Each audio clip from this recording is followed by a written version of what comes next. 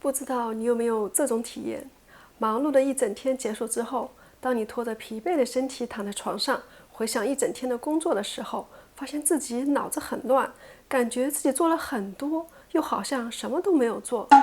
这个时候，你可能会问自己：时间都到哪儿去了呢？嗨，你们好吗？我是依林。我的频道是分享有关于个人成长的知识和经验分享，请支持和关注我的频道，我会每周更新。关于刚才那个场景，时间都去哪儿了？如果把人生的镜头拉出个远景，这个情况会在你每天的结束、每个月的总结和每年的回顾里频繁出现，但都没有引起你足够的恐慌。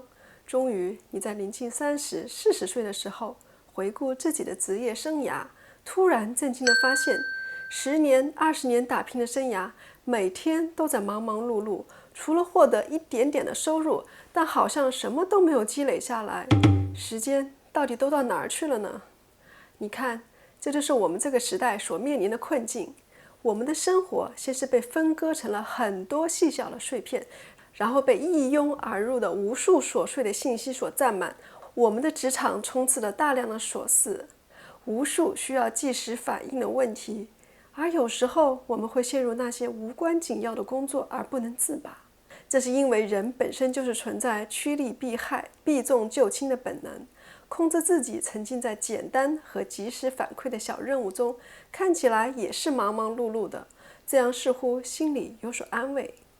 在今天，我们想长期的专注做一件事情，变得越来越奢侈。最可怕的不是不工作，而是去长期做一些肤浅的工作。这是《深度工作》这本书里的一个洞见。深度工作是卡尔·波纽特在《深度工作》这一本书中提出的概念。他认为，在当今社会，深度工作的能力日益稀缺。一个人若是想取得成功，就必须养成深度工作的能力。卡尔·波纽特本人可谓是斜杠青年的标准模板。关于什么是斜杠青年，如果不知道的小朋友可以看看我之前的那个视频哦。卡尔·波纽特是麻省理工学院计算机博士，也是分布式计算专家，也是高人气博主，还是畅销书作家。除了深度工作以外，他的畅销作品还有如何在大学里脱颖而出、如何成为尖子生、优秀到不能忽略等等。他还创办了在美国广受欢迎的博客学习黑客，致力于倡导深度学习，为用户破解工作和学习领域的成功模式。他指出了在这个信息时代的一个惊人的真相：大部分人的大部分工作时间都在处理一些特别肤浅表面的事情，即肤浅工作。这些肤浅工作不仅不会创造多少价值，而且还很容易被取代。肤浅工作不会对你的职业生涯竞争力有什么提高，更重要的是，它还会永久损害你深度工作的能力。那么什么是深度工作？什么是肤浅工作呢？首先，深度工作 （Deep Work） 是在无干扰的情况下，专注地让脑力发挥到极致，实现个人成长的工作。你看这里有3个关键词，第一叫做无干扰，第二叫做专注，就是汇聚于一件事情，第3个才是需要高脑力活动参与的工作。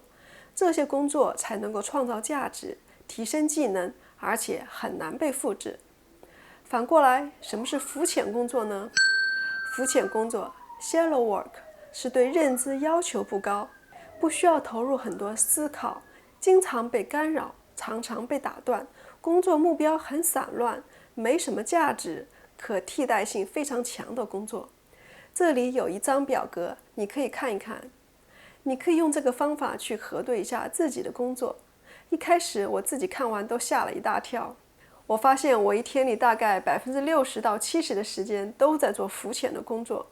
细算下来的话，8小时工作时间里，真正深度工作的时间可能就是1-2个小时。可以想到，如果一直做得很低价值的事情，哪怕有10年的所谓经验，是不是2个月甚至2周就能被受过良好培训的新人所替代呢？假如有一个人每天深度工作3到4小时，基本上他的成长速度会是你的1倍。他工作5年，其实等于你工作10年。这种事情在身边应该也不少见吧？所以对我们来说，未来的竞争对手第一是人工智能 AI， 是各种机器；第二呢，就是刚走出校园的毕业生们，俗称小鲜肉们。这两者呢都有一个共同的点，就是非常擅长于做那些简单重复的浮潜工作。在 AI 时代，会出现底层的人被机器挤压而失业，比如银行柜台收银员，他们需要再教育学习新技能，比如转型做理财顾问。这样呢又会挤压中层的人，中层的人一部分会让自己承担更多的工作，另一部分人呢会挤压高级职场人，而顶层的人就没事儿，他们是用资本和资源工作，效率提高了，对他们反而是好事。所以整个社会就像挤牙膏一样，每个领域都会遇到变化，而有多年工作经验的中层的人所受到的影响是最大的。如果你觉得 AI 时代离我们还太远，那目前最有可能取代你工作的是人数众多、刚走出校门的小鲜肉们。近年来，中国大学毕业生每年就有800万人以上，再加上前1-2年考研没有找到工作的学生，每年都有1-2千万闲散的脑力工作者，这些人都能做基础的脑力工作。你不妨算一算，一个刚毕业的普通大学生，大概多久能够接替你现在做的工作？如果是6个人的话，那么你这部分的工作就是注定会被慢慢取代的，是不是听起来很可怕？所以现在就挑出来你的工作里哪部分是深度工作，哪部分是浮潜工作，并且尽可能的拓展深度工作的边界，非常的重要。你可以从这个角度来分辨一下老板给你派的活分别是什么类型的工作。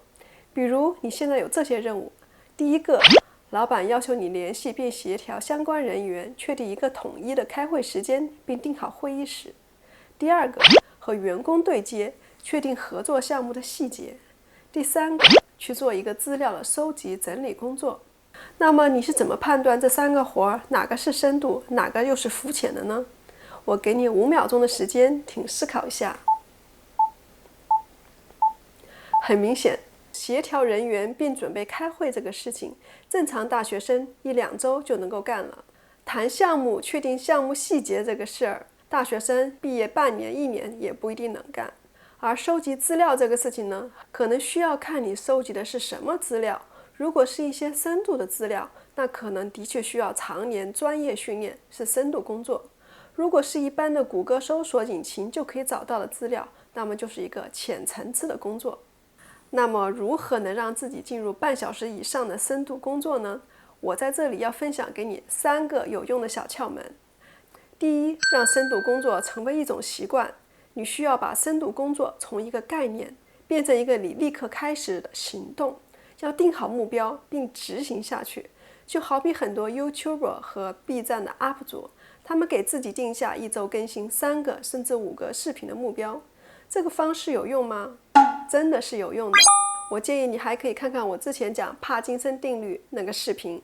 无论你做什么，你的活动都会自动的膨胀，占满一个人所有的可用时间。如果时间充裕，就会放慢工作节奏，或者是增添其他的项目，以便用掉所有的时间。哪怕你没有上班，也没有小孩要照顾，你也不会一天到晚闲着，你肯定会有各种各样的事情去做。所以你明白了这个道理之后，就知道需要给自己定下目标，优先把那些深度工作做了就好了。剩下的浮潜工作找不到时间，它就会自动消失。不能因为现在很忙就不能做更多的深度工作。第二，要排除干扰，远离社交媒体，提升专注力。首先，你需要跟同事、朋友、家人沟通一下，让他们某一段时间不要来打扰你。接下来，你要屏蔽所有的电子产品。最后，找一个安静的环境，专注地做一件事情。最开始可以尝试从半小时开始，时间的长短并不重要，最重要的是要马上开始行动起来。高度集中注意力是需要训练的，我建议你还可以看看我之前的有关于冥想的那些视频。通过冥想可以帮助我们提升专注力，会让我们更容易地进入心流的状态。第三，尽量不做浮潜工作。可以想一想，如果只让你1周工作4天，而工作量却没有减少，你是否能够完成呢？如同压缩垃圾一样，你只要把那些肤浅的工作当作垃圾一样压掉就可以了。当然，你可能不一定有能力自主安排自己的工作，但是你至少可以划分好用于深度工作、浮浅工作的时间分配，集中某个时间统一处理浮浅工作。最后，我还分享给你《自信工作》的作者安东尼·塞汀吉朗斯的一句话：让你的头脑成为透镜，汇聚专注之光，让你的灵魂完全投入到头脑中的主导之物之上，尽情吸收思想。如果你喜欢我的视频，请你给我一个点赞，还请你订阅我的频道。我们下周再见。